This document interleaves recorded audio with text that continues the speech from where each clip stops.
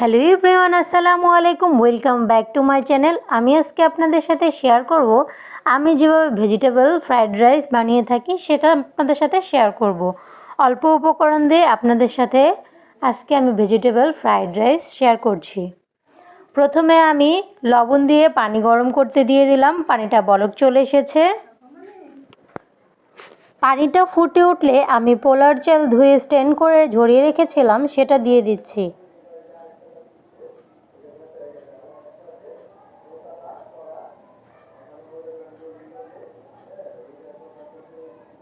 পোলাওয়ের চালটা আমি 80% সেদ্ধ করে নিব।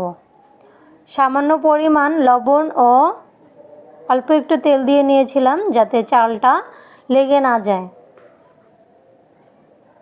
কতটুকু সেদ্ধ হয়েছে দেখে নিতে হবে। 80% সেদ্ধ করে চালনিতে ঝরিয়ে নিলাম। এখন আমি ফ্রাইড রাইসটা রান্না করে নিব।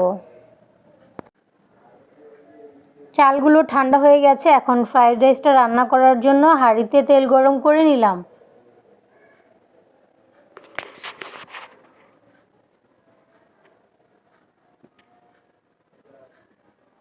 এখন আমি দিয়ে দিলাম পেঁয়াজ কুচি।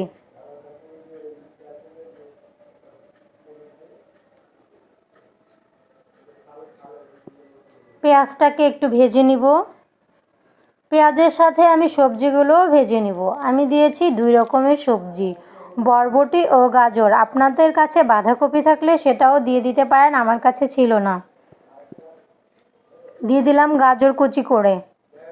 গাজর কুচি করে ধুয়ে ঝরিয়ে রেখেছিলাম। এখন গাজরটাও তেল পেঁয়াজের সাথে ভেজে নিচ্ছি।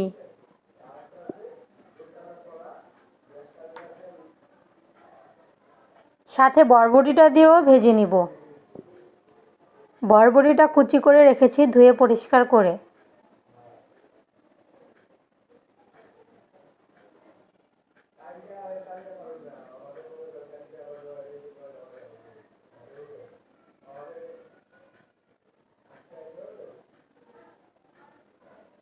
পেঁয়াজের সাথে এগুলো ভালো করে ভাজা হয়ে যাবে, এক্সট্রা করে সেদ্ধ করার প্রয়োজন নেই। এখন আমি দিয়ে দিলাম 4টা ডিম। 4টা ডিম সবজিগুলোর সাথে ভালো করে ঝুরি করে নিব। কেউ চাইলে আলাদা ঝুরি করে নিতে পারেন, আমি অল্প সময় রান্না করব তাই একসাথে দিয়ে ঝুরি করে নিলাম।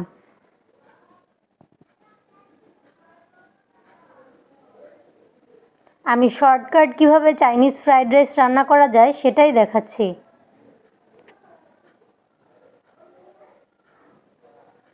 এখন আমি দিয়ে দিলাম কাঁচামরিচ ফালি করে রাখা।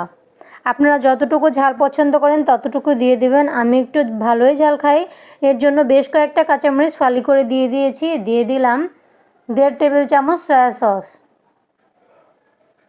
যেহেতু আমার চালের পরিমাণ বেশি ছিল এর জন্য আমি 1.5 টেবিল চামচ দিয়েছি। আমার 1 কেজি পরিমাণের চাল ছিল।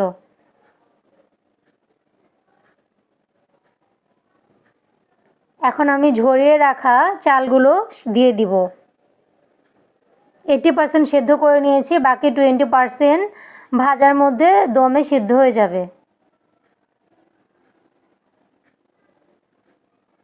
ভালো করে সবজির সাথে মিশিয়ে নিচ্ছি।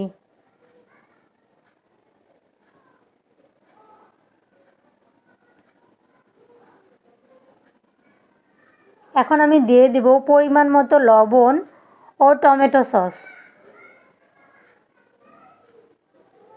আমি এখানে 1 টেবিল চামচ পরিমাণ টমেটো সস দিয়ে দিয়েছি।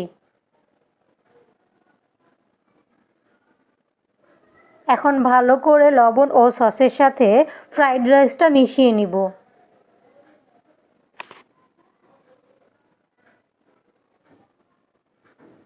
এখন আমি ফ্রাইড রাইসটা ভালো করে মিশিয়ে নিয়েছি। 10 মিনিটের জন্য দমে দিয়ে দিলে ফ্রাইড রাইসটা হয়ে যাবে।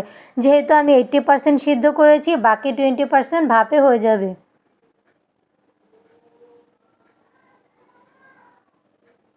ফিরে আসলাম 10 মিনিট পর। আমার ফ্রাইড রাইস তৈরি হয়ে গেছে।